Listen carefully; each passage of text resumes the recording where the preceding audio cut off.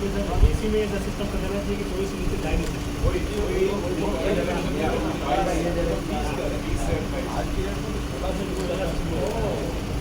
Minimum पे रखने का बहुत सारे लोग थोड़ा बोले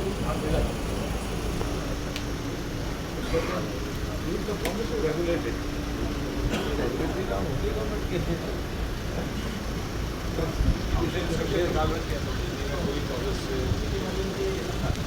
इधर तो अपने घर पे 24 ही होने लग गया, 23 नहीं 24 कंप्यूटर हो जाए तो मतलब हो जाए। इसी में ऐसा सिस्टम कर देना चाहिए कि 24 से नीचे जा ही नहीं सकते। आज की डेट में होना से मिनिमम पे रखने का बहुत सारे लोग गोरखपुर का न्यूक्लियर पावर प्लांट, इस पर मेरा आज पहली बार आना हुआ है। वैसे तो ये जनवरी 2014 में इसको क्लियरेंस दी गई थी और सामान्यतया जो न्यूक्लियर पावर प्लांट्स को लगाने का जो टाइम पीरियड जो तय किया गया है वो 13 साढ़े 13 वर्ष है।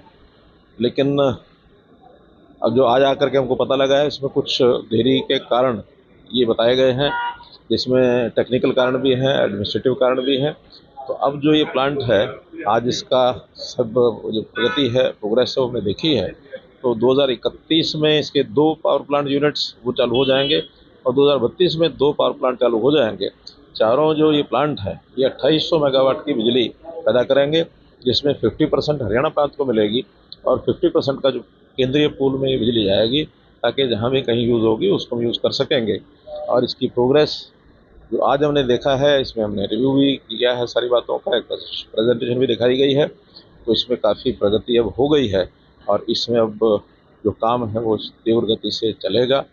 जो सिविल वर्क है उसको, और उसमें भी खास करके जो प्लिंथ तक पहुंचने के लिए जो एक बहुत बड़ी बेस, जो उसका बेस बनाया जाता, बहुत मजबूत बनाया जाता, तो उस मजबूती के कारण से नीचे ज़मीन में थोड़ा रेतीली होने के कारण से उसमें टाइम ज़्यादा लगा है और अब वो उस लेवल तक पहुंच गए हैं कि आगे इसको गति से काम को पूरा करें। क्या क्या बेनिफिट होगा सर, कितना फायदा होगा बिजली का उत्पादन होगा? जैसे मैंने बताया कि ये 2800 मेगावाट का ये पावर प्लांट है, चारों यूनिट इसके 7-7 यूनिट का एक प्लांट है। 2 31 में शुरू हो जाएंगे, 2 32 में शुरू हो जाएंगे, जिसमें 1400 मेगावाट की पावर जो है वो हरियाणा प्रदेश को सीधी मिलेगी और 1400 मेगावाट की जो पावर है वो सेंट्रल पूल में जाएगी। और इसमें लगभग अभी जो आज के हिसाब से 42,000 करोड़ रुपए का इसमें खर्च आने की उम्मीद है और ये सारा केंद्र सरकार की ओर से ही इसमें पैसा लगाया जा रहा है।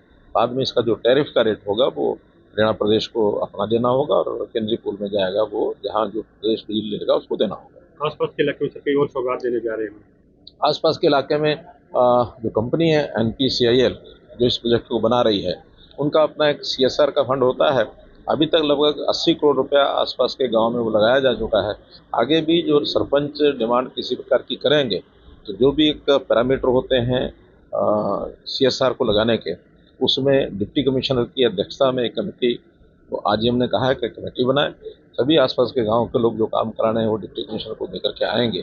जितना शेयर जिस गांव को इससे आएगा, जो इसकी विसिनिटी में गांव है, उसमें वो सारे काम जो बताएंगे वो सारे काम कराए जाएंगे। ऊर्जा को बचाने के लिए पिछले दिनों आपने अपील भी की थी सर, एसी का टेम्परेचर सेट करने के लिए अपील की है और उस अपील के ऊपर बहुत अच्छा जो रिस्पॉन्स है वो मिला है।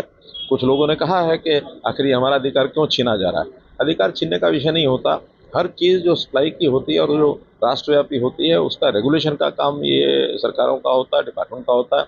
तो एक रेगुलेटरी मेजर इस नाते से एक सुझाव मैंने सामने पब्लिक के रखा है और उसके ऊपर अच्छी बहस छिड़ी है और अच्छी बहस छिड़ने के बाद अधिकांश लोग ये कहते हैं कि इससे लाभ होगा, जो कंज्यूमर है उसका लाभ होगा, बिजली बचेगी। 1 डिग्री टेम्परेचर को अगर वो उसको कम खर्च करते हैं बिजली का, तो 6% का लाभ उसके बिजली के बिल में हो जाता है।